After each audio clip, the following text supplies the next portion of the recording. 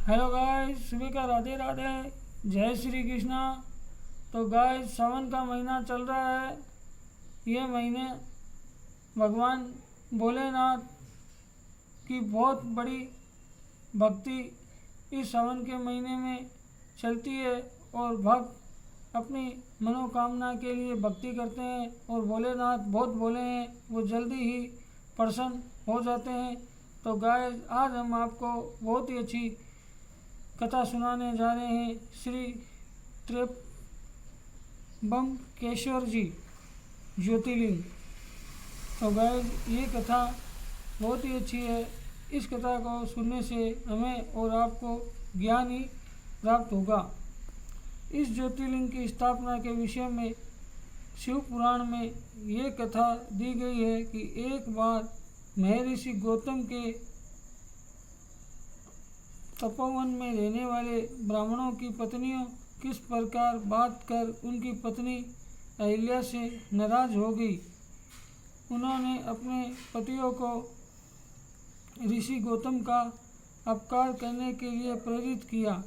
उन ब्राह्मणों ने इसके निमित्त भगवान श्री गणेश जी की आराधना की। उनकी आराधना से प्रसन्न हो गणेश ने प्रकट होकर उनसे वर मांगने को कहा। उन ब्राह्मणों ने कहा, प्रभु, यदि आप हम पर प्रसन्न हैं तो किस प्रकार ऋषि गौतम को इस आश्रम से बाहर निकाल दे।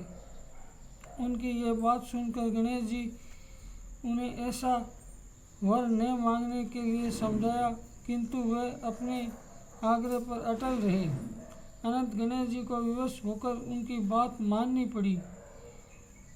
अपने भक्तों का मन रखने के लिए वे एक दुर्बल गाय का रूप धारण करके ऋषि गौतम के खेत में जाकर चरने लगे। गाय को फसल चरते देखकर ऋषि बड़ी नरमी के साथ हाथ में तृण लेकर उसे हाँकने के लिए लपके। उन तृणों का स्पर्श होते ही वह गाय वहीं मर गिर पड़ी। अब तो वह बहुत बड़ा हाहाकार मचा। सारे ब्राह्मण एकत्रित हो गो हत्यारे कहकर ऋषि गौतम की बुरी बुरी भर्त्सना करने लगे। ऋषि गौतम के इस घटना से बहुत आश्चर्यचकित और दुखित थे। अब उन सारे ब्राह्मणों को उनसे कहा कि तुम्हें ये आश्रम छोड़कर हमें कहीं दूर चले जाना चाहिए। गौ हत्या के निकट रहने से हमें भी पाप लगेगा। गौ हत्यारे के निकट रहने से हमें भी पाप लगेगा।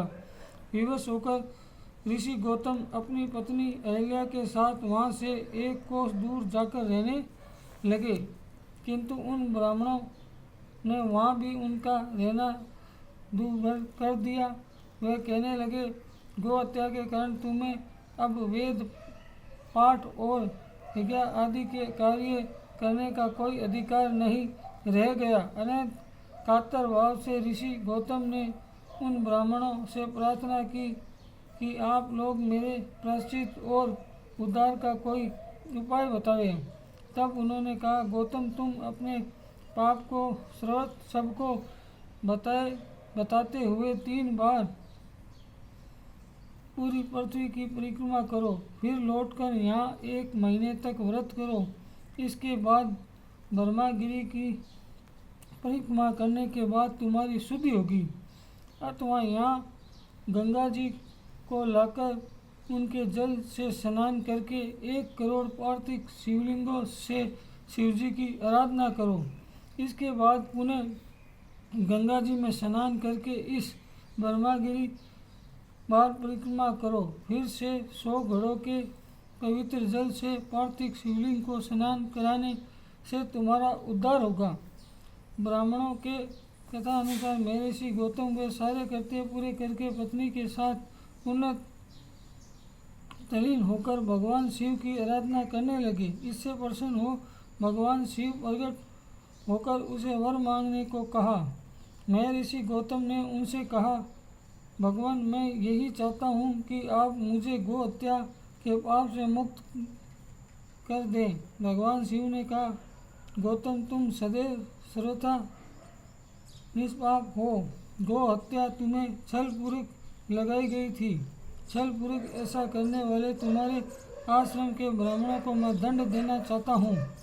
गौतम ने कहा, प्रभु, उन्हीं के निमित्त से तो मुझे आपका दर्शन प्राप्त हुआ है। अब उन्हें मेरा ब्रह्म नहीं समझकर उन पर आप क्रोध न करें।